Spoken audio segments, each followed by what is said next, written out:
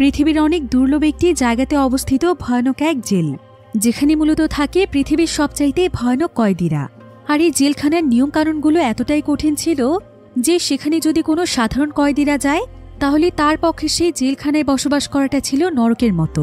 কারণ সেখানে কয়েদিদের উপর করা হয় ভয়ানক অত্যাচার, যেটা কোনো সাধারণ মানুষের পক্ষে সহ্য করা সম্ভব নয়। তাই সেই জেলখানাকে পৃথিবীর জাহান্নামও বলা হয়ে থাকে। আর এই জেলখানার টর্চারগুলো দেখলে যে কোনো সাধারণ মানুষের আত্মা কেঁপে উঠবে। এমনই এক ভয়ানক জেলখানায় চলে আসে মাইক নামক একজন ব্যক্তি, যে কিনা খুবই সহজ সরল এবং ভালো একজন মানুষ ছিল। তবে এই জেলখানায় আসার পরেই তার পুরো জীবনটাই যেন বদলে যায়। তার সাধারণ জীবনটা পরিণত হয়ে যায় জাহান্নামে। তবে পরবর্তীতে তার সঙ্গে কি ঘটেছিল আর সে কিভাবেই বা পৌঁছে গিয়েছিল এমন ভয়ানক জেলখানাতে, এই মুভির গল্পটি সাধারণ কোনো জেলখানার গল্প নয়, বরং এই পুরো গল্পটিতে আমাদের সমাজের বাস্তব চিত্রগুলোই ফুটে উঠেছে। মানুষ যে আসলে কতটা ভয়ঙ্কর এবং নির্মম হতে পারে সেটাই আমরা দেখব আজকের এই পুরো মুভিটির গল্পে। তাহলে চলুন ঘুরে আসা যাক ভয়ানক এক জেলখানার গল্প থেকে। তো গল্পটি শুরু হয় আমেরিকার একটি শহরে, যেখানে আমরা মাইক নামক একজন ব্যক্তিকে দেখতে পাই। মাইক পেশায় ছিল একজন ইঞ্জিনিয়ার। সে মূলত একটি স্টিল ফ্যাক্টরিতে কাজ করে থাকে। সে একজন আমেরিকান নাগরিক হলেও সে তার কাজের জন্য বর্তমানে রাশিয়াতে আছে। মাইকের পরিবার বলতে রয়েছে শুধুমাত্র তার ওয়াইফ জুলিয়া। আর জুলিয়া এবং সে একে অপরকে অনেক ভালোবাসে। যদিও মাইকের আর্থিক অবস্থা তেমন একটা ভালো ছিল না, কিন্তু সে তার জীবনে অনেক সুখী ছিল, কারণ তার মতো তার ওয়াইফও তাকে অনেক ভালোবাসত। কিন্তু সে যেহেতু চাকরির জন্য তার ওয়াইফের কাছ থেকে দূরে থাকত, তাই তার ওয়াইফ সবসময় তার জন্য অপেক্ষা করত। তবে মাইক অনেক কষ্টে ছুটি নিয়ে কয়েক মাস পর পর তার ওয়াইফকে দেখতে যেত। এভাবেই তাদের জীবন অনেক ভালোই কাটছিল। এরপর দেখতে দেখতেই তাদের অ্যানিভার্সারির দিন চলে আসে। তাই মাইক সেদিন ছুটি নিয়ে তার বাড়িতে ফিরছিল। আর তার ওয়াইফ তার সঙ্গে ফোনে কথা বলতে বলতে তাকে সারপ্রাইজ দেওয়ার জন্য সমস্ত জিনিসপত্র রেডি করছিল। আর জুলিয়া আজকে অনেক খুশি ছিল, কারণ অনেকদিন ধরে সেই দিনটির অপেক্ষায় রয়েছে। কিন্তু জুলিয়া যখন কাজ করতে করতে মাইকের সঙ্গে কথা বলছিল, ঠিক তখনই হঠাৎ করেই তাদের বাড়ির ইলেকট্রিসিটি অফ হয়ে যায়। জুলিয়া তখন মাইককে লাইনে রেখে বাড়ির সার্কিট চেক করতে যায়। আর কিছুক্ষণের মধ্যেই সে লাইনটিকে ঠিক করে ফেলে। এবার মাইক এখানে জুলিয়াকে বলে যে তাদের অ্যানিভার্সারি উপলক্ষে কাল সে তাকে বিচে ঘুরতে নিয়ে যাবে। এটা শুনে তো জুলিয়া অনেক খুশি হয়ে যায়। মাইক তাকে জানায় যে আর মাত্র 10 মিনিটের মধ্যে সে বাড়িতে পৌঁছবে। কিন্তু ঠিক এমন সময় জুলিয়ার কাছে একজন ব্যক্তি চলে আসে। আর এই ব্যক্তি প্রায় অনেকদিন ধরেই জুলিয়ার উপর নজর রাখছিল। তাই আজকে সে সুযোগ পেয়ে জুলিয়ার উপর ঝাঁপিয়ে পড়ে, কারণ সে জানত যে জুলিয়ার হাজবেন্ড বাড়িতে থাকে না। জুলিয়া এখানে সেই ব্যক্তির হাত থেকে বাঁচার অনেক চেষ্টা করছিল, কিন্তু সেই ব্যক্তি তার উপর টর্চার করতে শুরু করে। জুলিয়া এতে প্রচণ্ড জোরে চিৎকার করছিল, আর জুলিয়ার সমস্ত আওয়াজ ফোনের মাধ্যমে মাইক শুনতে পাচ্ছিল। মাইক এতে একদম অস্থির হয়ে যায়। সে যত দ্রুত সম্ভব গাড়ি চালাতে শুরু করে, কারণ সে বুঝতে পেরেছিল যে তার ওয়াইফ অনেক বড় বিপদে পড়েছে। আর সে একটি চাকু দিয়ে জুলিয়াকে মেরেই ফেলছিল। যদিও জুলিয়া বাঁচার আপ্রাণ চেষ্টা করছিল, কিন্তু কিছুতেই কোনো লাভ হয় না। এদিকে মাইক তাড়াহুড়ো করে কোনো মতে তার বাড়িতে পৌঁছে যায়। তবে ততক্ষণে অনেক দেরি হয়ে গিয়েছিল। বাড়িতে পৌঁছে সে তার ওয়াইফের কোনো আওয়াজই পাচ্ছিল না। এরপর সে অনেক সাহস করে যখন তাদের ড্রয়িং রুমে প্রবেশ করে, তখন সে একটি সোফার উপর তার ওয়াইফকে দেখতে পায়। আর সে তার ওয়াইফের কাছে গিয়ে বুঝতে পারে যে তার ওয়াইফ মারা গিয়েছে। মাইক তো এটা কিছুতেই বিশ্বাস করতে পারছিল না। এক মুহূর্তের জন্য যেন তার দমটা বন্ধ হয়ে যাচ্ছিল। তো মাইক যখন তার ওয়াইফকে জড়িয়ে ধরে কাঁদছিল, ঠিক তখনই তার পেছনে সেই ব্যক্তিটি চলে আসে। আর সে তার মাথায় আঘাত করে সেখান থেকে দৌড়ে পালিয়ে যায়। কিন্তু মাইক সঙ্গে সঙ্গে দৌড়ে সেই লোকটির পিছু করতে শুরু করে। তবে বাহিরে এসে কোথাও সে তাকে দেখতে পাচ্ছিল না। কিন্তু কিছু সময় পরে সে সেই ব্যক্তিকে একটি বাসের মধ্যে দেখতে পায়। তাই সে দৌড়ে গিয়ে কোনো মতে সেই বাসটিকে থামায়। আর সে বাসের ভেতরে ঢুকেই সেই ব্যক্তিকে মারতে শুরু করে। কিন্তু সেই ব্যক্তি এখানে চাকু দিয়ে মাইককেও মেরে ফেলতে চাইছিল। তবে মাইকের সঙ্গে সে পেরে ওঠে না। সে কোনো মতে সেখান থেকে দৌড়ে পালিয়ে যাচ্ছিল। তবে মাইকি তখন উল্টো তার হাতে চাকুটি নিয়ে তাকে ধাওয়া করছিল। আর সেটা আবার সেখানে থাকা কয়েকজন পুলিশ দেখতে পায়। ফলে সেখান থেকেই তাদের দুজনকেই অ্যারেস্ট করে নিয়ে যাওয়া হয়। কিন্তু সে অপরাধী ব্যক্তি আসলে ছিল অনেক ধনী একজন মানুষ। তাই কিছুদিনের মধ্যেই সে জামিন পেয়ে যায়। মাইক আদালতে সেই ব্যক্তির অপরাধের কথা জানানোর পরও কেউ সেই লোকটির বিরুদ্ধে কোনো ব্যবস্থা নেয় না, বরং মাইকের বিরুদ্ধেই ওয়ারেন্ট বেরিয়ে যায়। তার উপর ভয়ানক এক মিথ্যে মামলা দেয়া হয়। বলা হয় যে তার ওয়াইফের মৃত্যুর পেছনে সেও দায়ী। আর এমন সময় আদালতে মাইকের সামনে সেই ব্যক্তি আসে এবং সে মাইককে উপহাস করে বলে যে তার নাম হচ্ছে সার্জিও। আর সে তার ওয়াইফের মৃত্যুর পেছনে দায়ী। আর এমন সময় আদালতে মাইকের সামনে সেই ব্যক্তি আসে এবং সে মাইককে উপহাস করে বলে যে তার নাম হচ্ছে সার্জিও। আর সে তার ওয়াইফের মৃত্যুর পেছনে দায়ী। আর এমন সময় আদালতে মাইকের সামনে সেই ব্যক্তি আসে এবং সে মাইককে উপহাস করে বলে যে তার নাম হচ্ছে সার্জিও। যদি তার কিছু করার থাকে তাহলে সে যেন করে দেখায়, কারণ সমস্ত জজদেরকে সে আগেই কিনে নিয়েছে, তাই সে চাইলেও তার বিরুদ্ধে কিচ্ছু করতে পারবে না। এমনকি সে বলে যে তার ওয়াইফের কাছে গিয়ে তার নাকি অনেক মজা লেগেছে। মাইক এতক্ষণ সবকিছু চুপচাপ সহ্য করছিল, কারণ সে ছিল অনেক সহজ সরল একজন মানুষ। কিন্তু সার্জিওর এমন কথা শুনেই মাইক যেন পাগলের মতো হয়ে যায়। সে তার পাশে দাঁড়িয়ে থাকা একজন পুলিশের কাছ থেকে একটি গান নিয়ে নেয় এবং সকলের সামনে কোর্টের ভেতরেই সার্জিওকে গুলি করে মেরে ফেলে। এরপর সঙ্গে সঙ্গেই মাইক একদম শান্ত হয়ে যায়। তবে সকলের সামনে সে যেহেতু সার্জিওকে হত্যা করেছে, তাই এবার আদালতে তাকে যাবজ্জীবন কারাদণ্ড দেয়া হয় এবং তাকে ইনহেল নামক একটি জেলে পাঠানোর অর্ডার দেয়া হয়। এবার কোর্টের রায় শেষ হলে মাইকের সঙ্গে সঙ্গে একটি কয়েদিদের বাসে উঠিয়ে নেওয়া হয় আর তাকে সোজা নিয়ে যাওয়া হয় ইনহেল নামক সেই কারাগারে, যেটা কিনা লোকালয় থেকে অনেক দূরে অবস্থিত ছিল। আর এটা মূলত ছিল রাশিয়ার অনেক ভয়ানক একটি কারাগার। এই কারাগারটিতে মূলত সেই সমস্ত কয়েদিদেরকে আনা হতো যারা কিনা অনেক ভয়ানক এবং বিপজ্জনক এবং যারা অনেকবার অন্যান্য কারাগার থেকে পালিয়েছিল। কিন্তু এটা ছিল এমন একটি কারাগার যেখান থেকে কখনোই কোনোভাবে কোনো মানুষের পালানো সম্ভব নয়। এমনকি এই জেলের পরিবেশও ছিল একদম নরকের মতো, তাই অনেক মানুষই এই জেলটিকে পৃথিবীর জাহান্নাম বলেই জানত। এখানকার গার্ডরাও কয়েদিদের সঙ্গে একদমই ভালো আচরণ করত না, তো অনেক কয়েদিদের সাথে মাইকেও এখানে নিয়ে আসা হয়। আর কারাগারের প্রথম দিনেই তারা মাইকের সঙ্গে অনেক বাজে আচরণ করে। মাইককে তারা মারধর করে একটি রুমের মধ্যে পাঠিয়ে দেয়, আর সেখানে মাইক এবং সমস্ত নতুন কয়েদিদেরকে তাদের চুল ফেলে দিয়ে তাদের পোশাক চেঞ্জ করে দেওয়া হচ্ছিল। এখানে আবার মাইক তার প্যান্টের ভেতর তার ওয়াইফের একটি ছবি লুকিয়ে রেখেছিল, যেটা ছিল তার কাছে তার ওয়াইফের শেষ স্মৃতি।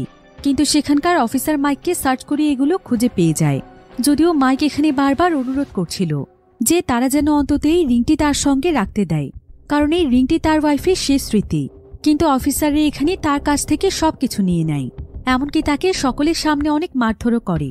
সেই সাথে অফিসার এখানে মাইকের ওয়াইফের ছবি দেখে খুবই নোংরা ভাষায় কথা বলে।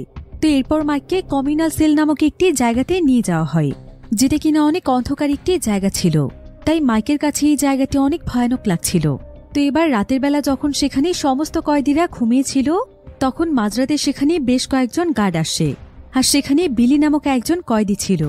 গার্ডেরা তখন জোর করে বিলিকে ধরে নিয়ে যায়। বিলি আসলে অন্যান্য কয়েদির চাইতে দেখতে অনেক সুন্দর ছিল, তাই প্রতিদিন রাতে এখানকার প্রভাবশালী কয়েদিদের রুমে জোর করে বিলিকে ঢুকিয়ে দেয়া হয়। আর আজকে তাকে দিয়ে আসা হয় অ্যান্ড্রে নামক একজন ভয়ানক কয়েদির সেলে, যেখানে তাকে প্রচুর পরিমাণে শারীরিক নির্যাতন করা হয়। এই অ্যান্ড্রে আসলে ছিল রাশিয়ান একজন মাফিয়া এবং এই জেলের অনেক ভয়ানক একজন ফাইটার। আর তার দলের লোকেরা এসে এখানকার অফিসারকে প্রতিনিয়ত টাকা দিয়ে যায়, তাই অফিসাররা তাকে এসব অন্যায় করতে সাহায্য করে। এবার সকালবেলা যখন কয়েদিদেরকে সেল থেকে বাহিরে নিয়ে আসা হচ্ছিল, তখন মাইক এখানে বিলিকে দেখতে পায়। বিলি একটি জায়গাতে বসে কাঁদছিল, আর তার শরীরের বিভিন্ন জায়গাতে আঘাতের চিহ্ন ছিল। গতকাল রাতে সে আসলে বিলির চিৎকারের আওয়াজ শুনতে পেয়েছিল, কিন্তু সে বুঝতে পারছে না যে আসলে তার সঙ্গে কি হয়েছে।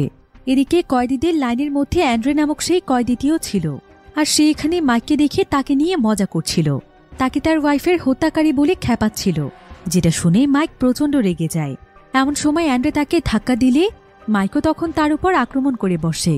তারা কয়েদিদের লাইন ভেঙে সেখানে লড়াই শুরু করে, যদিও গার্ডরা তাদেরকে বারবার নিষেধ করছিল, কিন্তু এখানে কেউই কোনো কথা শুনছিল না। আর এমন সময় কয়েকজন গার্ড এসে মাইককে চেপে ধরে, তবে তারা অ্যান্ড্রেকে কিছুই বলে না, বরং এই লড়াইয়ের শাস্তি হিসেবে তারা মাইককে জেলের টর্চার সেলে পাঠিয়ে দেয়, যেটা কিনা ছিল জেলটির অনেক ভয়ানক একটি জায়গা। এমনকি সেখানে যেই টয়লেট ছিল, সেই টয়লেটটিও ওভারফ্লো হয়ে বাহিরে টয়লেটে নোংরা পানি চলে আসছিল, যার ফলে দুর্গন্ধে সেই জায়গাতে মাইকের পক্ষে টেকাই যাচ্ছিল না। এমনকি সেখানে ঘুমানোর মতো উঁচু একটি জায়গা ছিল, যেখানে ঘুমানোটা ছিল অনেক বেশি কষ্টকর। তো এই টর্চার সেলে আসার পর মাইককে শুধুমাত্র একবার খাবার দেয়া হয়। এরপর প্রায় একটানা বেশ কয়েকদিন সময় পার হয়ে গেলেও তাকে আর কোনো খাবার পানি কিছু দেয়া হচ্ছিল না। আর মাইকও এখানে ক্ষুধার যন্ত্রণা সহ্য করতে না পেরে সে নিজেকে শেষ করে দেওয়ার সিদ্ধান্ত নেয়। তাছাড়া তার কাছে এখন বেঁচে থাকার মতো কোনো কারণও ছিল না। সে যাকে নিজের জীবনের চাইতে বেশি ভালোবাসত, সেই তো এখন তাকে ছেড়ে অনেক দূরে চলে গিয়েছে। তাহলে সে বেঁচে থেকেই বা কি করবে?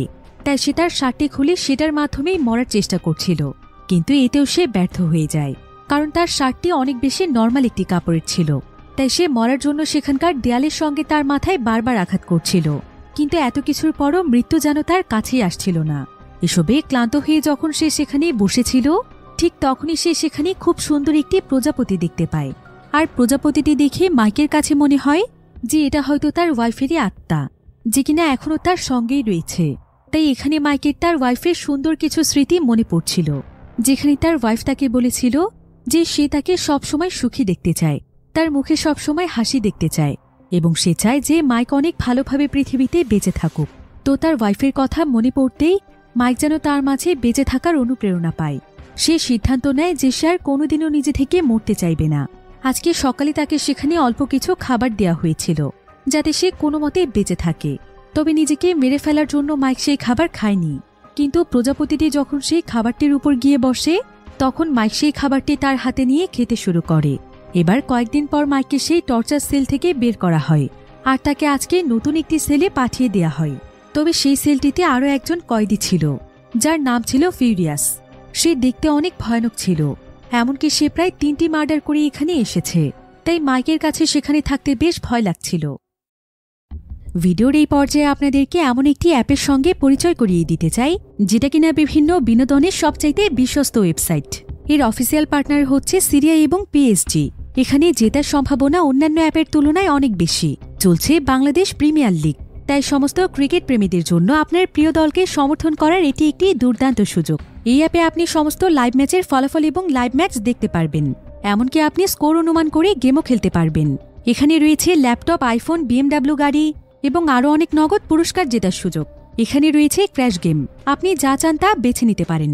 রেজিস্ট্রেশনের সময় আমার প্রোমো কোড ব্যবহার করে আপনার প্রথম ডিপোজিটের উপর 30,000 টাকা এবং বিনামূল্যে স্পিন পেতে পারেন। আপনি সহজ পদ্ধতির মাধ্যমে সহজেই আপনার জেতা টাকা তুলতে পারবেন। তাহলে আর দেরি কিসের? পিন কমেন্টে দেওয়া লিঙ্কের মাধ্যমে রেজিস্ট্রেশন করুন, অথবা গুগলে গিয়ে সার্চ করুন 1xbet লিখে। রেজিস্ট্রেশনের সময় KEYAE এই প্রোমো কোডটি ব্যবহার করুন এবং বোনাস পান। এটা শুধুমাত্র একটি বিজ্ঞাপন। এই সমস্ত অ্যাপে আর্থিক ক্ষতির সম্ভাবনা রয়েছে, তাই এই ধরনের অ্যাপ থেকে দূরে থাকুন। তো মাইককে এখানে একজন অফিসার বলে যে মাইক চাইলে তারা তাকে এই সেলটি পরিবর্তন করে দিতে পারবে, কিন্তু এর বিনিময়ে মাইককে টাকা দিতে হবে। তবে মাইকের কাছে যেহেতু কোনো টাকাই ছিল না, তাই সে এই সেলটিতেই থাকতে চায়। তবে সেলে প্রবেশ করে সে একদম চুপচাপ ছিল। সে আসলে এমন কিছু করতেই চাইছিল না যাতে ফিউরিয়াসের সঙ্গে তার ঝামেলা হয়, বরং সে চুপচাপ সেখানে গিয়ে তার বিছানায় শুয়ে পড়ে। তবে ফিউরিয়াসকে দেখে মাইকের কাছে তেমন একটা খারাপ মনে হয় না, কারণ ফিউরিয়াস একদম চুপচাপ ছিল আর সে নিজের মতোই সেখানে সময় কাটাত। এমনকি সে প্রায় সবসময়ই বই পড়তে ব্যস্ত থাকত। মাইক তার সামনে দিয়ে চলাচল করলেও সেদিকে সে খুব একটা মনোযোগ দিত না। তো এভাবেই এই সেলে মাইকের প্রায় বেশ কয়েকদিন সময় পার হয়ে যায়, কিন্তু এখন পর্যন্ত ফিউরিয়াস তার সঙ্গে একটি কথাও বলেনি। তবে অন্যদিকে আস্তে আস্তে মাইকের সঙ্গে বিলি নামক সেই কয়েদির পরিচয় হয়। সেই বিলির কাছ থেকে সবকিছু জানতে পারে যে বিলির সঙ্গে আসলে কি কি ঘটছে। আসলে এখানকার প্রায় সমস্ত কয়েদি রাশিয়ান ছিল, কিন্তু বিলি এবং সে ছিল আমেরিকান। তো মাইক যখন বিলির সঙ্গে কথা বলছিল, ঠিক তখনই তাদের কাছে হুইল চেয়ারে বসা একজন কয়েদি আসে, যার নাম হচ্ছে হেনরি।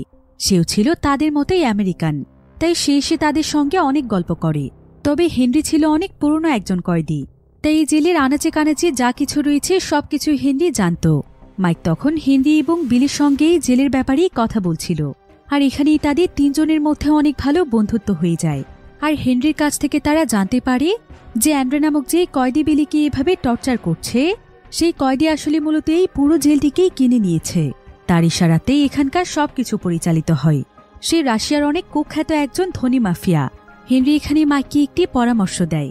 সে মাইককে বলে যে জেলের মধ্যে টাকা দিয়ে সবকিছু পাওয়া যায়, তাই বাহিরের মাইকের অ্যাকাউন্টে যদি কোনো টাকা পয়সা থেকে থাকে, তাহলে সে যেন কোনো মানুষের মাধ্যমে তার টাকা এখানে নিয়ে আসে এবং টাকাগুলোকে সাবধানে রেখে দেয়। তাহলে যে কোনো সময় সে যে কোনো বিপদ থেকে টাকা দিয়ে বাঁচতে পারবে। তো এবার সেদিন রাতের বেলা মাইক যখন ঘুমোচ্ছিল, তখন সে তার ওয়াইফকে নিয়ে সেদিন রাতের ভয়ানক স্বপ্ন দেখছিল, যে কিভাবে সেই নরপশু তার ওয়াইফের উপর ঝাঁপিয়ে পড়েছিল। তার ওয়াইফ আতঙ্কে এবং ভয়ে কতটা কষ্ট পেয়েছিল। আর এই সমস্ত দৃশ্য দেখতে দেখতে সে ঘুমের মধ্যেই চিৎকার করে উঠছিল, যেটা ফিউরিয়াসের কাছে একদমই ভালো লাগছিল না। ফিউরিয়াস তখন মাইকের কাছে এসে মাইকের মুখ চেপে ধরে। তবে ফিউরিয়াস এখানে তাকে আর তেমন কিছু বলে না, বরং সে তাকে একদম চুপচাপ থাকতে বলে। তবে মাইক এখানে অনেক বেশি ভয় পেয়ে গিয়েছিল। সে ভাবছিল ফিউরিয়াস তাকে মেরেই ফেলবে। তাছাড়া যেদিন থেকে সে সেলের মধ্যে এসেছে, সেদিন থেকে সে আতঙ্কে ঠিকমতো ঘুমোতে পর্যন্ত পারছে না। কারণ ফিউরিয়াস তার সেলের মধ্যে শব্দ একদমই পছন্দ করে না। তাই মাইক ভয়ে সেখানে নড়তে পর্যন্ত পারে না। তাই সেদিন কোনো মতে সকাল হয়ে যাওয়ার পর মাইক হেনরির কাছ থেকে কিছু টাকা ধার নেয়, আর সে সোজা সেখানকার অফিসারের কাছে যায়, যার উপর এখানকার সমস্ত কিছুর দায়িত্ব রয়েছে। মাইক তখন তার হাতে সেই টাকা দিয়ে তাকে বলে যে দয়া করে সে যেন তার সেলটি পরিবর্তন করে দেয়, কারণ ফিউরিয়াসের ভয়ে সে থাকতে পারছে না। ফিউরিয়াসকে দেখলেই তার অনেক ভয় লাগে, কিন্তু অফিসার এখানে তার কথা শুনে হাসে আর বলে, তোমার লজ্জা করল না? সামান্য কিছু টাকা নিয়ে তুমি আমার কাছে এসেছ? এইটুকু টাকায় কোনো কাজ হবে না। তাই মাইক তখন মন খারাপ করে সেখান থেকে চলে আসে। আর সেদিন আবার তার সঙ্গে জ্যাক নামক একটি ছেলে দেখা করতে আসে। জ্যাক আসলে হচ্ছে তার ওয়াইফের ছোট ভাই। তো জ্যাক এখানে মাইককে বলে যে সে যেন একদম মন খারাপ না করে, তার ভাগ্যে যা ছিল তাই হয়েছে। তাছাড়া সে তো নিজের হাতে তার ওয়াইফের হত্যাকারীকে শাস্তি দিয়েছে, এর থেকে বড় পাওনা আর কি হতে পারে। তাছাড়া জুলিয়াকেও তারা খুব সুন্দরভাবে দাফন করেছে, আর সে একজন উকিলের মাধ্যমে চেষ্টা করছে মাইকের শাস্তি কিছুটা কমানো যায় কিনা। তাই মাইককে কোনো টেনশন করতে হবে না। এরপর জ্যাক মাইককে কিছু টাকা দেয় এবং বলে যে সে শুনেছে যে জেলের মধ্যে বিভিন্ন জায়গাতে টাকার প্রয়োজন হয়, তাই মাইক যেন এই টাকাগুলো তার প্রয়োজন মতো খরচ করে। মাইক তখন জ্যাককে ধন্যবাদ জানায়। এবার পরের দিন মাইক সহ আরও অনেক কয়েদিকে একটি জায়গাতে নিয়ে আসা হয়। আর এখানে আসার পর মাইক জানতে পারে যে এভাবে কয়েদিদেরকে জেলের বাইরে নিয়ে এসে এখানে কাজ করানো হয়। আর এই কাজগুলো ছিল অনেক পরিশ্রমের কাজ, কিন্তু বাধ্য হয়ে প্রত্যেকটি কয়েদিকে এই কাজগুলো করতে হয়, যেটার বিনিময়ে তাদেরকে সামান্য পরিমাণ টাকা দেয়া হয়। আর এই টাকাগুলো তারা জেলের মধ্যে খরচ করতে পারবে।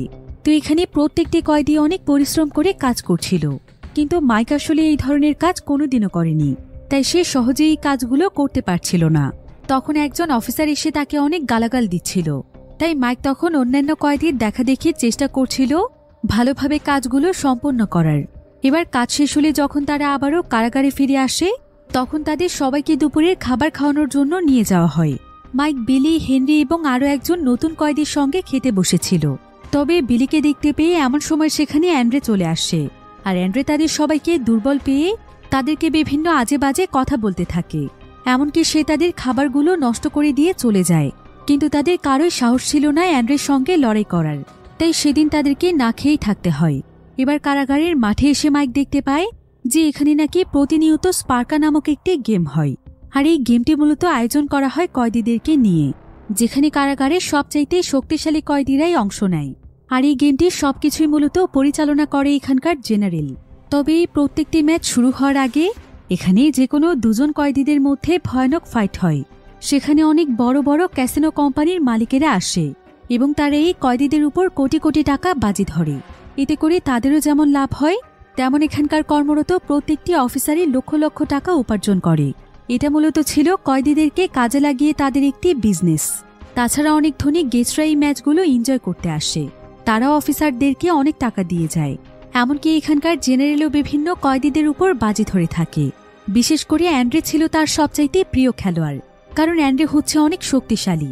তাই অ্যান্ড্রের উপর সে যতবারই বাজি ধরেছে, অ্যান্ড্রে ঠিক ততবারই জিতেছে। তো এবারও জেনারেল অ্যান্ড্রের উপরই বাজি ধরেছিল, আর অ্যান্ড্রেও এখানে মুহূর্তের মধ্যেই প্রত্যেকটি কয়েদিকে হারিয়ে দিচ্ছিল।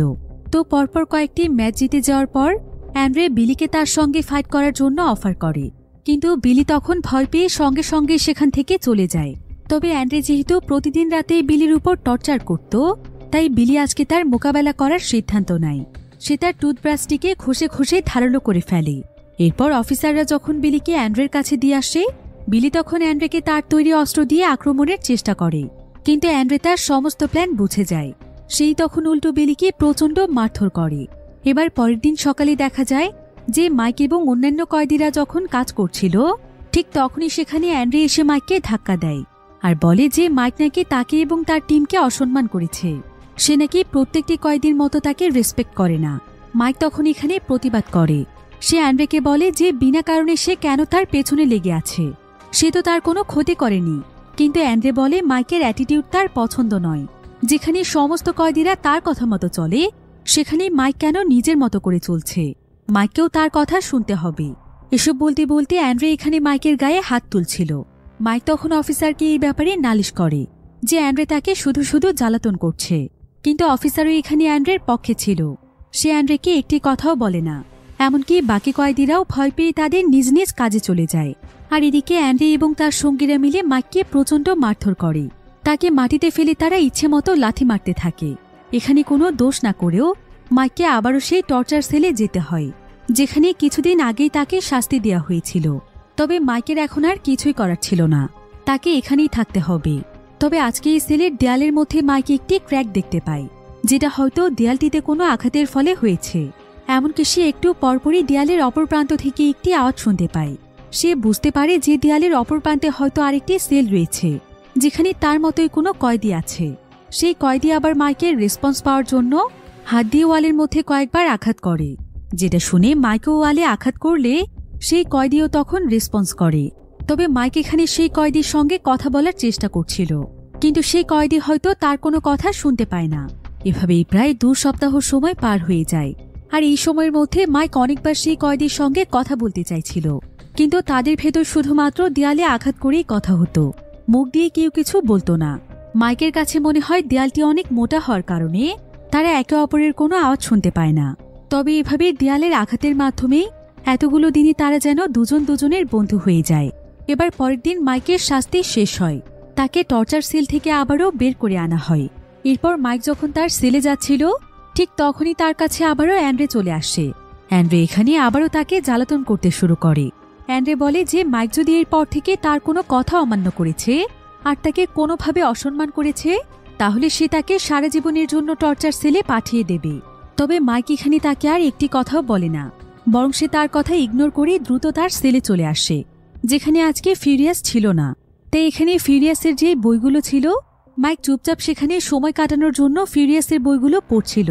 কিন্তু এমন সময় সেখানে ফিউরিয়াস চলে আসে, যেটা দেখে মাইক অনেক বেশি ভয় পেয়ে যায়। আর সে ফিউরিয়াসকে বলে যে তার বই নাকি একটু ধুলো পড়েছিল, সে সেটাই পরিষ্কার করছিল। একথা শুনে ফিউরিয়াস আর তাকে কিছুই বলে না। এবার রাতের বেলা মাইক তার সঙ্গীদের সঙ্গে ডিনার করতে যায়, আর প্রতিবারের মতো আবারও সেখানে অ্যান্ড্রে চলে আসে এবং সে এখানে মাইককে অনেক আজে বাজে কথা বলতে থাকে। তবে মাইক তো সবকিছু চুপচাপ সহ্য করছিল। কিন্তু কিছুক্ষণ পরেই অ্যান্ড্রে বলে, আমি শুনেছি তোমার ওয়াইফকে নাকি ধর্ষণ করা হয়েছে। তবে যাই বলো না কেন, আমি তোমার ওয়াইফের ছবি দেখেছি। শুধু সেই ধর্ষণকারী কেন, তোমার ওয়াইফকে দেখলে কোনো পুরুষেরই মাথা ঠিক থাকার কথা না। তবে এই কথা শুনেই মাইক যেন একদম পাগলের মতো হয়ে যায়। সে তো এমনিতেই তার ওয়াইফের কথা চিন্তা করতে করতে অনেক ডিপ্রেসড হয়ে গিয়েছে, তার উপর আবার নিজের ভালোবাসার মানুষকে এত নোংরা কথা বলায় সে অ্যান্ড্রের মতো শক্তিশালী মানুষকেও ইচ্ছে মতো মারতে থাকে। কেউ তাকে থামিয়ে রাখতে পারে না। সে অ্যান্ড্রের অবস্থা একদম খারাপ করে দেয়, যার ফলে মাইককে আবারও সেই টর্চার সেলে পাঠিয়ে দেয়া হয়। এবার বেশ কিছুদিন পর দেখা যায় যে হঠাৎ করে জেলের বাইরের একটি জায়গাতে অনেক ভয়াবহ একটি মাইন বিস্ফোরণ হয়, যার ফলে সেখানকার মাটির মধ্যে বিশাল বড় একটি গর্ত তৈরি হয়ে যায়। আর এই সুযোগকেই কাজে লাগায় বিলি। বিলি তখন আস্তে আস্তে জেলের ভেতর থেকে গর্তটিকে বড় করে একদিন সেই গর্তের মাধ্যমে জেল থেকে পালিয়ে যাওয়ার চেষ্টা করছিল। তার সঙ্গে ছিল আরও একজন কয়েদি। তো তারা দৌড়ে পালানোর সময় একজন অফিসার তাদেরকে দেখে ফেলে, আর সে সঙ্গে সঙ্গে সেই লোকটিকে গুলি করে মেরে ফেলে। তবে বিলি কোনোভাবে বেঁচে গেলেও সেই অফিসার তাকে ধরে আবারও জেলখানাতে নিয়ে আসে। আর জেনারেল এখানে তাকে শাস্তি হিসেবে সেদিন রাতে প্রত্যেকটি হিংস্র কয়েদিদের রুমে দিয়ে আসে এবং প্রত্যেকের কাছ থেকে টাকা নেয়। অন্যদিকে আমরা মাইককে দেখতে পাই। মাইক এখন অনেক বেশি স্ট্রং হয়ে গিয়েছে। সে আসলে ভালোভাবেই বুঝতে পেরেছে যে এভাবে দুর্বল হয়ে থাকলে সেই জেলে টিকতে পারবে না, কারণ এখানে শুধুমাত্র শক্তিশালী কয়েদিদের রাজত্ব চলে। তাই সেবার মনে মনে প্রতিজ্ঞা করেছে যে সেই এখন হবে জেলের সবচাইতে ভয়ানক কয়েদি, যার ভয়ে সবাই কাবু হয়ে থাকবে। এ কারণে টর্চার সেলেই মাইক নিজেকে স্ট্রং বানানোর ট্রেনিং শুরু করে দেয়। সে প্রতিনিয়ত বিভিন্ন ধরনের কঠিন কঠিন ব্যায়াম করে তার শরীরের প্রত্যেকটি মাসলকে অনেক স্ট্রং বানাতে থাকে। টর্চার সেলের বিভিন্ন ছোটখাটো জিনিসকে কাজে লাগিয়ে সে খুব ভালোভাবেই নিজেকে শক্তিশালী বানানোর ট্রেনিং করতে পারছিল। এভাবেই প্রায় বেশ কিছুদিন সময় পার হয়ে যায়। এরপর মাইককে যখন টর্চার সেল থেকে বের করে আনা হয়, মাইক তখনও তার ট্রেনিং চালিয়ে যাচ্ছিল। বিভিন্ন ভারী ভারী জিনিস দিয়ে সে ট্রেনিং করত। এমনকি ফিউরিয়াস যখন ঘুমিয়ে থাকত, তখনও মাইক তাদের বিছানাকে কাজে লাগিয়ে কোনো শব্দ না করে ট্রেনিং করত। এভাবেই দিনের পর দিন সে অনেক শক্তিশালী হয়ে যাচ্ছিল। তবে তার এই ট্রেনিংয়ের ব্যাপারে কেউ জানত না। এমনকি মাইককে যখন কয়েদিদের সঙ্গে মাঠে কাজ করতে নিয়ে যাওয়া হতো, মাইক তখন ইচ্ছে করেই সবচাইতে কঠিন কাজটি করতে চাইত। এভাবে করে সে আরও স্ট্রং হয়ে যায়। আস্তে আস্তে সে অনেক ভারী ভারী জিনিসও তুলতে পারে। যদিও বেশ কয়েকদিন ফিউরিয়াস মাইকের এই বিষয়টি লক্ষ্য করে, কিন্তু সে এতে খুশি ছিল। সে তার কোনো ব্যাপারে কিছুই বলে না। এবার বেশ কয়েকদিন পর স্পার্কা ফাইটিংয়ে আবারও ফাইটের আয়োজন করা হয়, যেখানে প্রতিবারের মতো অ্যান্ড্রে ছিল প্রধান ফাইটার। আর এবার অ্যান্ড্রের বিপরীতে ফাইট করবে মাইক। তাই অ্যান্ড্রে তো ফাইটের আগেই তাকে নিয়ে অনেক মজা করছিল, কিন্তু মাইক এই ফাইট নিয়েছিল খুবই সিরিয়াস, কারণ এতগুলো দিন সে এই দিনটির জন্যই ট্রেনিং করেছে। এবার কিছুক্ষণের মধ্যেই ফাইট শুরু হলে দেখা যায় যে মাইক যেহেতু এই ধরনের ম্যাচের আগে কোনোদিনও খেলেনি, তাই তার শরীরে শক্তি থাকা সত্ত্বেও সে অ্যান্ড্রেকে নিয়ন্ত্রণ করতে পারছিল না। হাজার চেষ্টা করেও সে অ্যান্ড্রেকে একটি আঘাতও করতে পারছিল না। অ্যান্ড্রে তো এখানে তাকে মারতে মারতে তার অবস্থা খারাপ করে দেয়, এমনকি তার চোখের মধ্যেও সে এতটা জোরে আঘাত করে যে মাইক সবকিছু একদম ঝাপসা দেখছিল। তবে এখানেই মাইকের তার ওয়াইফের কথা মনে পড়ে যায়, যে কিভাবে সেই নরপশু তার ওয়াইফের উপর টর্চার করেছিল, আর অ্যান্ড্রে তার ওয়াইফকে কতটা বাজে কথা বলেছে। এসব মনে পড়তেই মাইক তার মাঝে আবারও সাহস ফিরে পায়। সে অ্যান্ড্রের পা ধরে তাকে এমন জোরে আছাড় দেয় যে অ্যান্ড্রে তার নিয়ন্ত্রণ হারিয়ে ফেলে, আর মাইক তাকে অনবরত মারতে থাকে। সকলে তো এতে একদম অবাক হয়ে যায়, এমনকি অফিসাররাও এটা বিশ্বাস করতে পারছিল না যে অ্যান্ড্রে এত বাজেভাবে মার খাচ্ছে। মাইক অ্যান্ড্রেকে সকলের সামনে মারতে মারতে রক্তাক্ত করে ফেলে। এই প্রথমবার কোনো কয়েদি অ্যান্ড্রেকে হারাতে পেরেছে। তবে মাইক তো অ্যান্ড্রেকে মেরেই ফেলতে চাইছিল, আর এখানে মাইকের এমন ভয়াবহ রূপ দেখে প্রত্যেকটি কয়েদি অনেক ভয় পেয়ে যায়। এখানে যে অফিসাররা বাজি ধরতে এসেছিল তারা অনেক টাকার বাজি হেরে যায়। জেনারেলেরও অ্যান্ড্রের জন্য অনেক লস হয়ে যায়। আর এই ঘটনার পর অ্যান্ড্রে তার সমস্ত পপুলারিটি হারিয়ে ফেলে। সে এরপর আরও বেশ কয়েকটি ম্যাচেও মাইককে হারাতে পারে না। ফলে আস্তে আস্তে অফিসাররাও মাইকের পক্ষে চলে আসে, আর জেনারেল এখন মাইকের উপরই বাজি ধরে। ফলে তার অনেক টাকা লাভ হচ্ছিল।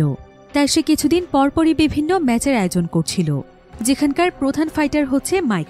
আর মাইকও দিনের পর দিন নিজেকে আরও বেশি যোগ্য প্রমাণ করার জন্য জেনারেলের কথা মতো বিভিন্ন কয়েদিদের সঙ্গে ফাইট করত। সে অনেক হিংস্রভাবে তাদেরকে মারত।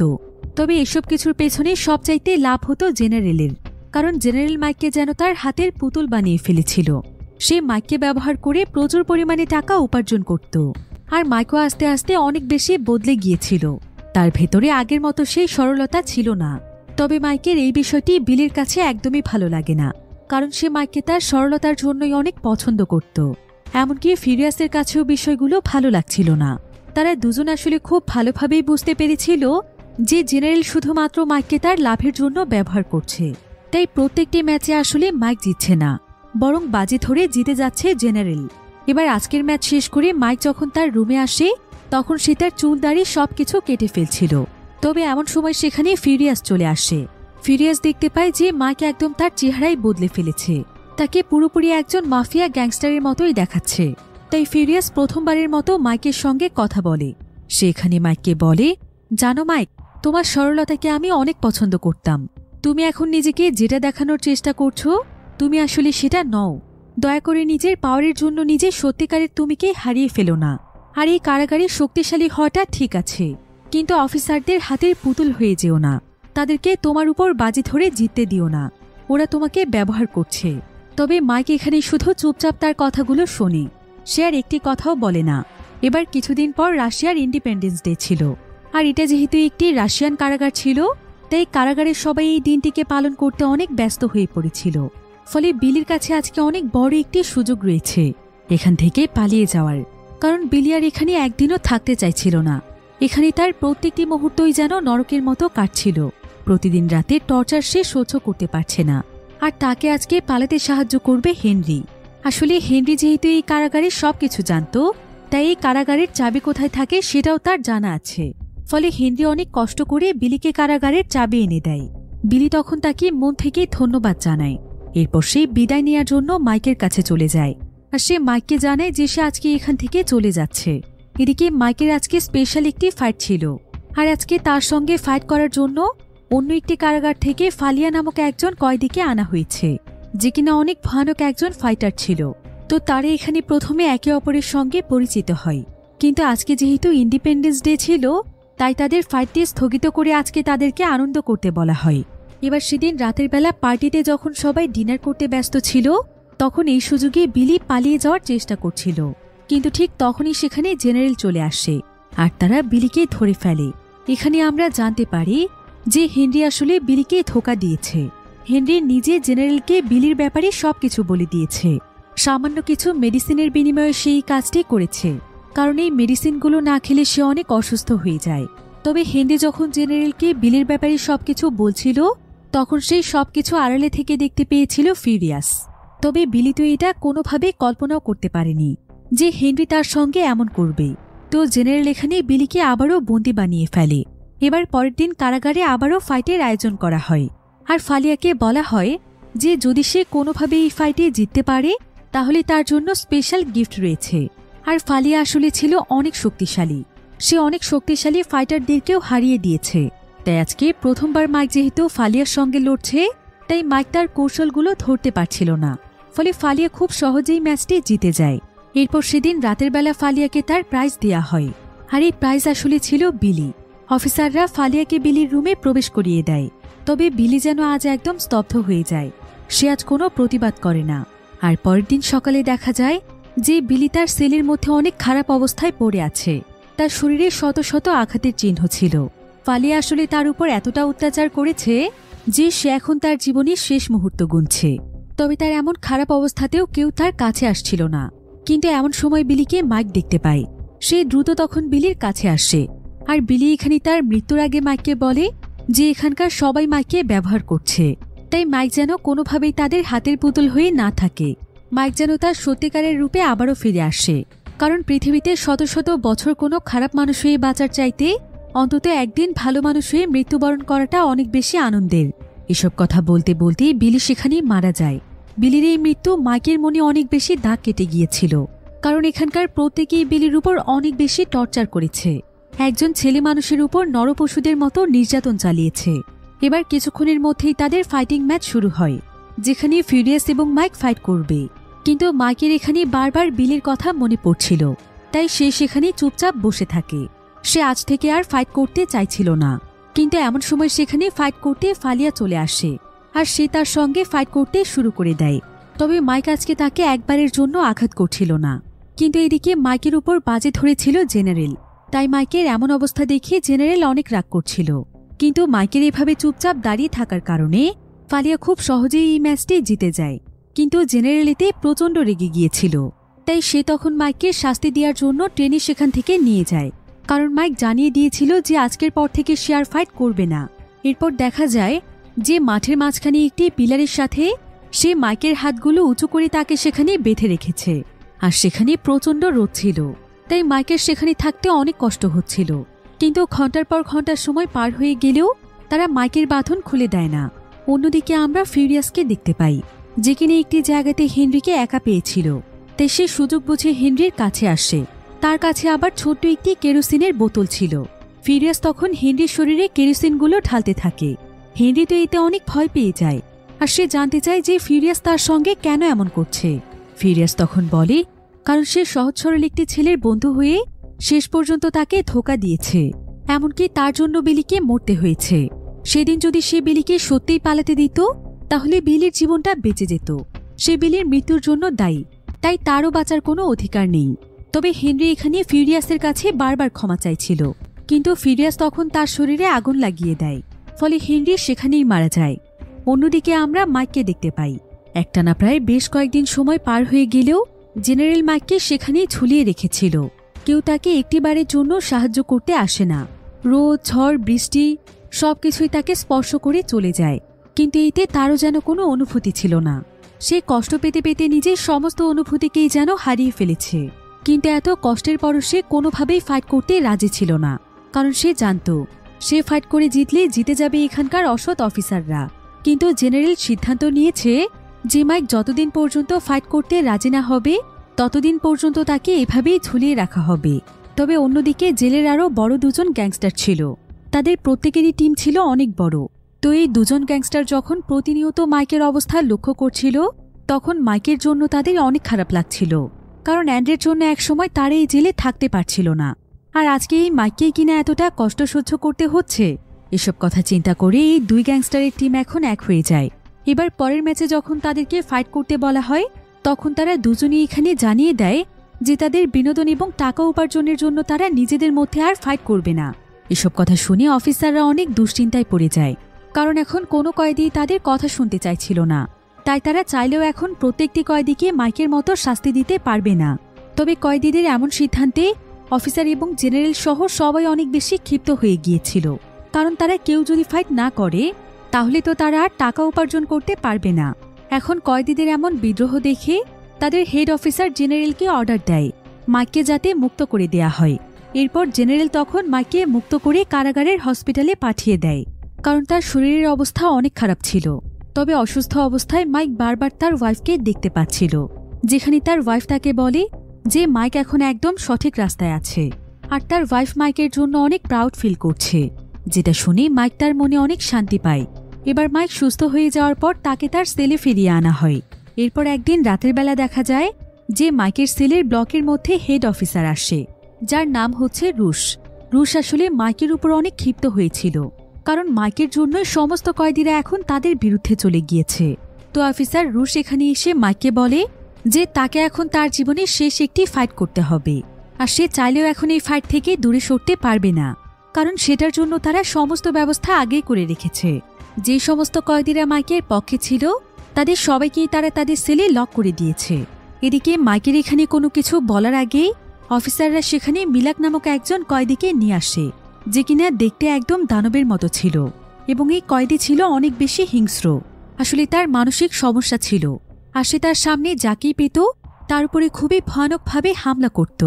এমনকি সে প্রায় 2 টন পর্যন্ত ওজন এক হাতেই তুলে ফেলতে পারত। তাই অফিসাররা তাকে এতদিন আলাদা একটি সেলের মধ্যে বন্দি করে রেখেছিল, আর যখনই কোনো কয়েদিকে মারতে হয় তখনই তারা মিলাকের মাধ্যমে তাকে মেরে ফেলে। তো অফিসাররা মিলাককে মাইকের সামনে ছেড়ে দিয়ে দূরে চলে যায়। মাইক তো এখানে মিলাককে দেখে অনেক ভয় পেয়ে গিয়েছিল, আর মিলাকও সঙ্গে সঙ্গে গিয়ে মাইকের উপর হামলা করে। সে মাইককে একটি খেলনার মতো করে এদিকে ওদিকে ছুঁড়ে মারতে থাকে, যেটা দেখে অফিসাররা অনেক মজা পাচ্ছিল। আর এক পর্যায়ে মিলাক তো মাইকের গলা চেপে ধরে তাকে মেরেই ফেলছিল। কিন্তু এমন সময় মাইকের সামনে একটি দরজা ছিল। মাইক তখন তার একটি হাত দিয়ে সেই দরজার উপর বাড়ি দিতে থাকে। এতে করে দেখা যায় যে মিলাক একদম শান্ত হয়ে যায়, আর সে মাইককে ছেড়ে দিয়ে সেখানে কিছুক্ষণ চুপচাপ দাঁড়িয়ে থেকে সেও একটি দেয়ালের মধ্যে তার হাত দিয়ে বাড়ি দিতে থাকে। আর এখানে আমরা জানতে পারি যে মিলাক আসলে আর কেউ নয়, বরং সে হচ্ছে সেই কয়েদি যে কিনা মাইকের পাশেরই টর্চার সেলে থাকত, এবং মাইকের সঙ্গে সে হাত দিয়ে বাড়ি দিয়ে কথা বলতো। আর মিলাককে দেখে মাইকও বুঝতে পেরেছিল যে মিলাকে আসলে হচ্ছে সেই কয়েদি, তাই সে হাত দিয়ে বাড়ি দিয়ে তার কাছ থেকে বাঁচার চেষ্টা করছিল। এদিকে মিলাকও যখন এখানে মাইককে চিনতে পারে তখন সে মাইকের কাছে এসে মাইকের চেহারায় হাত বুলিয়ে দেয়। সে ইশারায় তার কাছে ক্ষমা চাইতে থাকে, কারণ মিলাক আসলে মাইককে নিজের বন্ধু মনে করে, কারণ এই জেলের মধ্যে মাইকে হচ্ছে একমাত্র ব্যক্তি যে কিনা মিলাকের সঙ্গে কথা বলার চেষ্টা করেছিল। এদিকে মিলাকের এমন কাণ্ড দেখে অফিসার রুশ এবং তার সঙ্গীরা তো একদম অবাক হয়ে যায়, আর জেনারেল এখানে মাইকের উপর রেগে গিয়ে তাকে মেরে ফেলার জন্য তার দিকে বন্দুক তাক করে। মাইক তখন এখানে চিৎকার করে বলে যে তারা যদি তাকে এখানে মেরেও ফেলে তাও সে আর তাদের জন্য লড়বে না, তাদের স্বার্থের জন্য সে কোনো মানুষকে আঘাত করতে পারবে না। এদিকে মিলাক যখন তার বন্ধুর বিপদ বুঝতে পারে তখন মিলাক দৌড়ে এসে অনবরত অফিসারদের উপর হামলা শুরু করে। সে এক এক করে প্রত্যেকটি অফিসারকে উপরে তুলে আছাড় মারতে থাকে। মিলাক এবং মাইকের সমস্ত ঘটনা দেখে কয়েদিরাও অনেক বেশি উৎসাহিত হয়ে যায়। তারাও এবার অফিসারদের বিরুদ্ধে রুখে দাঁড়ায়, আর তারা সবাই মিলে তাদের প্রত্যেকেরই সেলের দরজা ভেঙে ফেলে এবং বাইরে বেরিয়ে এসে অফিসারদের সঙ্গে লড়াই করতে শুরু করে। এভাবেই সেখানে অনেক বড় একটি ঝামেলা শুরু হয়ে যায়। এর মাঝেই দূর থেকে একজন অফিসারের গুলিতে মিলাক সেখানে মারা যায়। মাইকে তো অনেক বেশি কষ্ট পেয়েছিল, মিলাকের জন্য তার অনেক খারাপ লাগছিল। এরপর সে এখানে মিলাককে মন থেকে অনেক শ্রদ্ধা জানিয়ে একটি কাপড় দিয়ে সুন্দর করে তার চেহারা ঢেকে দেয়। এদিকে সমস্ত কয়েদিরা যখন অফিসারদের সঙ্গে লড়াই করতে ব্যস্ত ছিল তখন মাইক সোজা চলে যায় ফিউরিয়াসের সঙ্গে কথা বলতে। সে এখানে ফিউরিয়াসকে জানায় যে ফিউরিয়াস তাকে ঠিকই বলেছিল যে সে যেন নিজের আসল রূপে ফিরে আসে। সে যতই তার রূপ পাল্টে খারাপ সাজার চেষ্টা করুক না কেন, কিন্তু ভেতর থেকে সে কখনোই কোনো খারাপ মানুষ হতে পারেনি। আর বিলি তাকে একটা কথা বলেছিল যেটা তার সারা জীবন মনে থাকবে, সেটা হলো খারাপ মানুষ হয়ে 1000 বছর বাঁচার চাইতে ভালো মানুষ হয়ে অন্তত একদিন বাঁচাটাও আনন্দের বিষয়। এরপর মাইক ফিউরিয়াসকে তার জীবনের সমস্ত ঘটনা বলে যে কিভাবে সে জেল পর্যন্ত এসেছে, আর তার এবং তার ওয়াইফের সঙ্গে কতটা নির্মম ঘটনা ঘটেছিল। এরপর এই জেলে এসে হাজারো অত্যাচার সহ্য করার পরে সে নিজেকে পাল্টে ফেলতে বাধ্য হয়েছে মাইকের কথা শুনে ফিউরিয়াস অনেক ইমোশনাল হয়ে যায়। ফিউরিয়াস বলে যে তাকে দেখে অনেক খারাপ একজন মানুষ মনে হলেও প্রকৃত অর্থে সে অনেক নরম মনের একজন মানুষ, আর সেও কখনো অন্যায় সহ্য করতে পারে না। এরপর ফিউরিয়াস মাইককে আরও বলে যে সে চায় মাইক যেন আগের মতোই তার স্বাভাবিক জীবনে ফিরে যায়, আগের মতোই সহজ সরল একজন মানুষ হয়ে জীবনযাপন করে। তাই মাইক চাইলে সে তাকে এখান থেকে পালাতে সাহায্য করতে পারে। এরপর ফিউরিয়াস মাইককে তার সঙ্গে করে তার সেলে নিয়ে যায়, আর সে মাইককে কিছু জরুরি কাগজপত্র দিয়ে বলে যে এখানে সেই সমস্ত অফিসারদের বিরুদ্ধে সমস্ত প্রমাণ রয়েছে যারা এই কারাগারের মধ্যে দুর্নীতি করছে, এমনকি এই কারাগারের মধ্যে কয়েদিদের সঙ্গে কি কি অন্যায় করা হয় সেই সমস্ত বিষয়ের প্রমাণ সে এখানে জমা করে রেখেছে। এমনকি এখানে যে ফাইটিংয়ের মাধ্যমে বাজি ধরা হয় সেই ব্যাপারেও সকল তথ্য আছে। তাই মাইক যেন তার সঙ্গে করে এগুলো নিয়ে যায় এবং পরবর্তীতে সে যেন কোর্টে গিয়ে এগুলো জমা দিয়ে দেয়। সেই সাথে ইউএস গভর্নমেন্ট এবং মিডিয়ার সামনে গিয়ে যেন সে সবকিছু বলে দেয়। অন্যদিকে কারাগারের এমন ভয়াবহ পরিস্থিতি দেখে অফিসাররা খবর দিয়ে আরও অনেক পুলিশকে তাদের কারাগারে নিয়ে আসে। এরপর সবাই মিলে আবারও একসঙ্গে কয়েদিদেরকে বন্দী বানাতে থাকে। ফলে মাইকের কাছেও পালানোর মতো আর কোনো সুযোগ থাকে না। কিন্তু ফিউরিয়াস একটি প্ল্যান তৈরি করে ফেলেছিল। ফিউরিয়াস এখানে মাইককে বলে যে মাইককে অফিসারদের কাছে গিয়ে শেষবারের মতো ফাইট করতে রাজি হতে হবে, যাতে করে যখন ফাইট শুরু হবে তখন সমস্ত অফিসারদের মনোযোগ ফাইটের দিকেই থাকে, আর এদিকে সে সবকিছু ম্যানেজ করে ফেলবে। তো প্ল্যান মোতাবেক মাইকও ফাইট করতে রাজি হয়ে যায়। তাই পরের দিনই ফালিয়ার সঙ্গে তার ফাইট শুরু হয়। প্রতিবারের মতো মাইক অনেক ভালো ফাইট করছিল, আর আজকের আঘাতে ফালিয়ার কাঁধের হাড় ভেঙে যায়। তাই ফালিয়া মাইকের উপর প্রচণ্ড রেগে যায়। ফলে সে তার জুতোর মধ্য থেকে লুকোনো একটি চাকু বের করে মাইকে সেটা মারতে গেলে চাকুটি একটি রাশিয়ান গ্যাংস্টারের শরীরে গিয়ে লাগে। ফলে জেলের মধ্যে আবারও লড়াই শুরু হয়ে যায়। ফলে তারা আজকে মাইককে মেরে ফেলার সিদ্ধান্ত নেয়। তাই জেনারেল তখন মাইককে নিয়ে কারাগারের একটি গ্যারেজে চলে যায়, যেখানে কখনো কোনো মানুষ প্রবেশ করতে পারে না। তবে ফিউরিয়াস আগে থেকে সেই গ্যারেজে যাওয়ার রাস্তা জানত। তাই মাইককে নিয়ে যাওয়ার সঙ্গে সঙ্গে ফিউরিয়াস একটি গোপন রাস্তা দিয়ে সেই গ্যারেজের ভেতরে চলে যায়, আর সে পেছন থেকে জেনারেল এবং তার সঙ্গীর উপর হামলা করে। সে তাদের মাথায় আঘাত করায় তারা সেখানে অজ্ঞান হয়ে যায়। এরপর ফিউরিয়াস মাইককে একজন অফিসারের পোশাক পরিয়ে ছদ্মবেশ নিতে বলে। মাইক তখন সেটাই করে, আর সে জেনারেলের হাত থেকে তার ওয়েডিং রিংটিও নিয়ে নেয়, যেটা জেনারেল প্রথম দিনই তার কাছ থেকে ছিনিয়ে নিয়েছিল। এবার মাইক এখান থেকে পালিয়ে যাওয়ার আগে সে ফিউরিয়াসকেও তার সঙ্গে যেতে বলে, কিন্তু ফিউরিয়াস তখন তাকে জানায় যে সে চাইলেও এখন তার সঙ্গে যেতে পারবে না, কারণ এই জেলের মধ্যে তার আরও গুরুত্বপূর্ণ একটি কাজ আছে। সেটা শেষ করে সে এখান থেকে পালিয়ে যাবে। এরপর ফিউরিয়াসের প্ল্যান মোতাবেক মাইক জেনারেলের ছদ্মবেশে সোজা গিয়ে জেনারেলের গাড়িতে বসে পড়ে, আর খুব সহজেই সে জেল থেকে বেরিয়ে আসে। অন্যদিকে ফিউরিয়াস সোজা চলে যায় হেড অফিসারের রুমে, অর্থাৎ রুশ নামক সেই অফিসারের কাছে। সে সেখানে গিয়ে রুশের জিপ টেনে ছিঁড়ে ফেলে, আর সে তাকে সেখানে মেরে ফেলে, কারণ তার জন্যই তার পুরো পরিবারের সবাই মারা গিয়েছে। তার জীবনটাই রুশই নষ্ট করেছিল। আর রুশের মৃত্যুর খবর পেয়ে সেখানে অন্যান্য পুলিশেরা আসলে ফিউরিয়াস নিজেই এখানে আত্মসমর্পণ করে, কারণ তার প্রতিশোধ পূরণ হয়েছে। অন্যদিকে আমরা মাইককে দেখতে পাই। মাইক ইউএস গভর্নমেন্ট অফিসের একদম সামনে চলে এসেছিল। সে তার স্বাধীন জীবনে ফিরতে পেরে অনেক খুশি ছিল। মাইক সেদিনই সেই জেলের বিরুদ্ধে সমস্ত প্রমাণ কোর্টে গিয়ে জমা দেয়, আর মিডিয়ার সামনেও জেলটি সম্পর্কে সবকিছু এক্সপোজ করে দেয়। এভাবেই প্রায় 3 মাস সময় পার হয়ে যায়। জেলের বিরুদ্ধে সমস্ত তথ্যই প্রমাণ হয়ে যাওয়ার কারণে জেলটিকে সারা জীবনের জন্য বন্ধ করে দেয়া হয় এবং সমস্ত অফিসারদেরকে চাকরি থেকে বের করে দেয়া হয়। আর মাইক যেহেতু সেই ধর্ষণকারীকে তার ওয়াইফের মৃত্যুর জন্যই খুন করেছিল, তাই মাইককে তার সমস্ত সাজা মাফ করে দেয়া হয়। মাইক আবারও তার খুব সাধারণ জীবনযাপনে ফিরে আসে, ঠিক যেমনটা তার ওয়াইফ জুলিয়া সবসময় চাইত। আর এমনই একটি সুন্দর মুহূর্তের মাধ্যমে গল্পটি এখানেই শেষ হয়ে যায়।